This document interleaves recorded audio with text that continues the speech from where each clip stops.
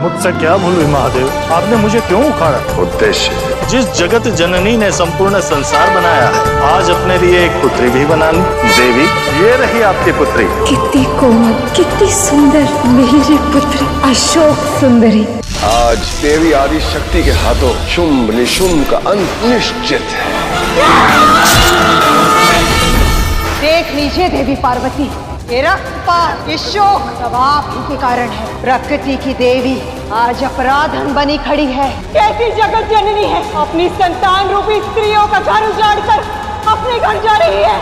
अरे कैसे रह पाएंगी अपने कैलाश में? मैं निर्णय ले चुकी हूँ महादेव, वैरागी बनना है मुझे।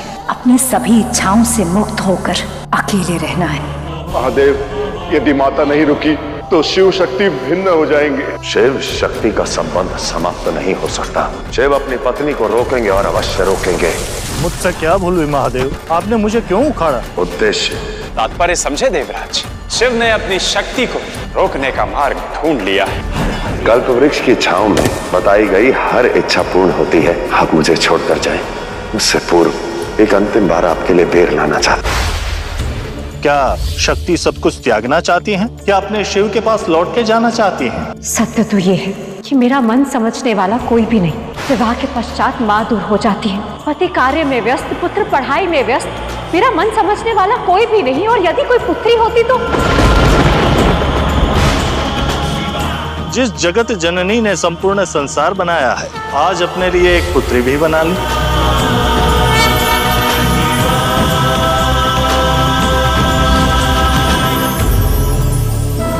देवी, ये रही आपकी पुत्री। माता पार्वती, कितनी कोमल, कितनी सुंदर मेरी पुत्री अशोक सुंदरी। हे देवी पार्वती, मेरा कर्तव्य पूर्ण हुआ। चलिए, मैं आपको आपके स्थान तक छोड़ आती हूँ। रुको कन्या, कौन हो तुम और इस कल्प वृक्ष को कहाँ लेकर जा रही हो? समझ गए, चोर है ना आप, किंतु मैं आपकी मंशा पूरी होने नहीं दूंगी। मैं इसे इसके स्थान पर कैसे भी करके पहुंचा कर रहूंगी। शीघ्र आइए ना महादेव, मुझे आपको हमारी पुत्री से मिलवाना है। माँ देखिए ना, न जाने कौन है ये, इन्होंने मेरे मार्ग में खाई बना दी। माँ कहाँ है आप? माँ! क्या हुआ पुत्री? माँ ये देखो, कोई इस कल्प वृक्ष को चुराने का प्रयत्न कर रहा था। कौन थे वो? केस में जटाएं, गले में सर, हाथ में त्रिशूल। वो देखिए माता, त्रिशूल गाड़कर न जाने कहाँ अंतर ध्यान हो गए। मुझे तो लगता है माँ, अवश्य ही कोई मायावी होंगे। मायावी नहीं, मौलिक है वो। कौन है वो? शक्ति के शिव, संसार के महादेव, और तुम्हारे पिता, तुम्हारे पिता। पिताश्री, मुझे क्षमा कर दीजिए और लौट आइए। आपकी पुत्री को आपसे भेंट करनी है और आपका आशीर्वाद लेना। आ जाइए ना। मैंने आपको चोर कहा था, इसीलिए आप मुझसे क्रोधित है ना? महादेव, ये शिव शक्ति की पुत्री अशोक सुंदरी है। जो शिव हर जीव को हर रूप में स्वीकारते हैं, वो भला अपनी पुत्री से मुख कैसे मोड़ सकते हैं? चलिए देवी, कैलाश चलते हैं। आप पत्नी और पुत्री का दायित्व उठाइए। आपका त्रिशूल मैं उठा लूंगी, त्रिशूल मैं उठा लूंगी, त्रिशूल मैं उठा लूंगी। कल्प वृक्ष उठा सकती है, त्रिशूल भी उठा सकती है।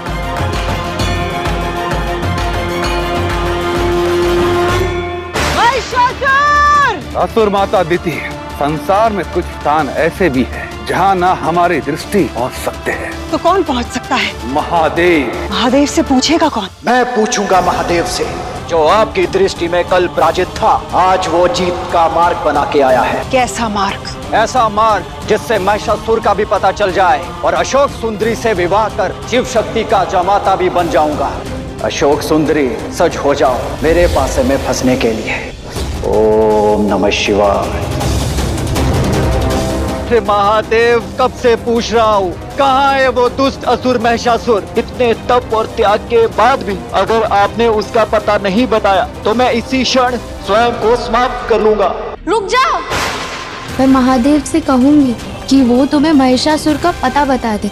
माँ, अभी कहाँ है महिषासुर? पाताल लोक और गंधर्व लोक के बीच में है महिषासुर। अशोक सुंदरी, आप आ गई देवी। क्या आपको महिषासुर का पता मिला? हाँ। तो बताओ ना, कहाँ है महिषासुर? वो मैं बताऊं असुर माता?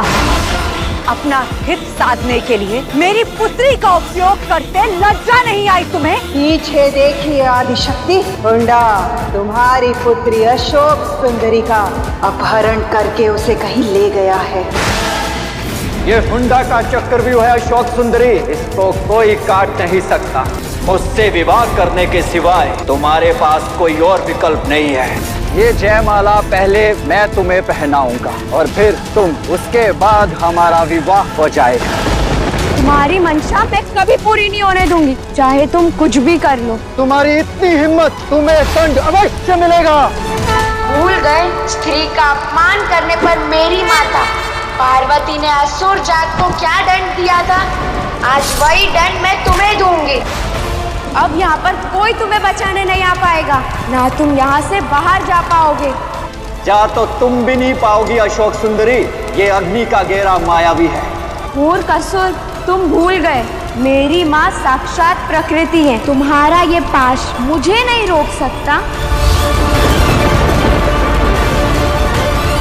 चलो पुत्री, कैलाश चले। नहीं माँ, पहले इन्हें दंड तो दे दूं। इन्होंने मुझसे झूठ कहा और अशोक सुंदरी झूठ नहीं सह सकती, इसीलिए मैं इन्हें श्राप दूंगी। रुक जाओ, झूठ केवल हमने नहीं, तुम्हारे माता पिता ने भी कहा है। तुम्हें कार्तिकेय के बारे में नहीं बताया गया। कार्तिकेय तुम्हारा भाई है, और अब यदि झूठ बोलने के लिए तुम श्राप देना चाहती हो तो मुझसे और गुरु शुक्राचार्य से पहले इन्हें श्राप दो, इन्हें श्राप दो। हम विवश थे पुत्री। ये झूठ का दंड तो आपको भी भोगना चाहिए। क्यों ना मैं आप दोनों को भी श्राप दूं कि आप कभी अपने पुत्र से ना मिल पाए। पुत्री पहले ही पुत्र के वियोग और उसके क्रोध का दंड सह रही है, ये श्राप देकर उससे मिलने की आशा का दीप भी मत बुझा। मैं तो माँ हूँ कहकर रोकर अपनी पीड़ा बता देती हूँ, किंतु तुम्हारे पिता कुछ नहीं कहेंगे, केवल घुटते रहेंगे। वचन देती हूँ कि कार्तिकेय भैया को कैलाश वापस लेकर आऊंगी। अशोक सुंदरी, ये तुम्हारा घर है, कैलाश कैलाश कैलाश। पुत्री तुम्हें तुम्हारा स्वागत अच्छा नहीं लगा? स्वागत के साथ स्थिरता का विश्वास भी चाहिए। कैसी स्थिरता पुत्री? मुझे आपके प्रति इस शिवलिंग में स्थान चाहिए, ताकि सारा संसार एक पिता और एक पुत्री के संबंध को समझ सके। लो अशोक सुंदरी, अब से शिवलिंग का सबसे आगे का भाग, शिवलिंग पर चढ़ाए गए दूध, जल, मधु का माध्यम, ये स्थान तुम्हारा हुआ। अब से शिवत्व और भक्त की भक्ति तुम्हारे द्वारा जुड़ेगी, इस स्थान से जुड़ेगी। धन्यवाद पिताश्री, शिवलिंग का अंग बनकर मैं धन्य हो गई। बधाई हो कार्तिकेय, शिव शक्ति को एक पुत्री हुई है। तुम्हारी छोटी बहन हुई है अशोक सुंदरी। जे कैलाश में भी नहीं रख पाए और उसे शिवलिंग पे भी स्थान दे दिया। तो एक बात तो निश्चित है कि महादेव सबके हैं, सिवाय अपने पुत्र के। शिव शक्ति सोमवार से रविवार रात 8 बजे।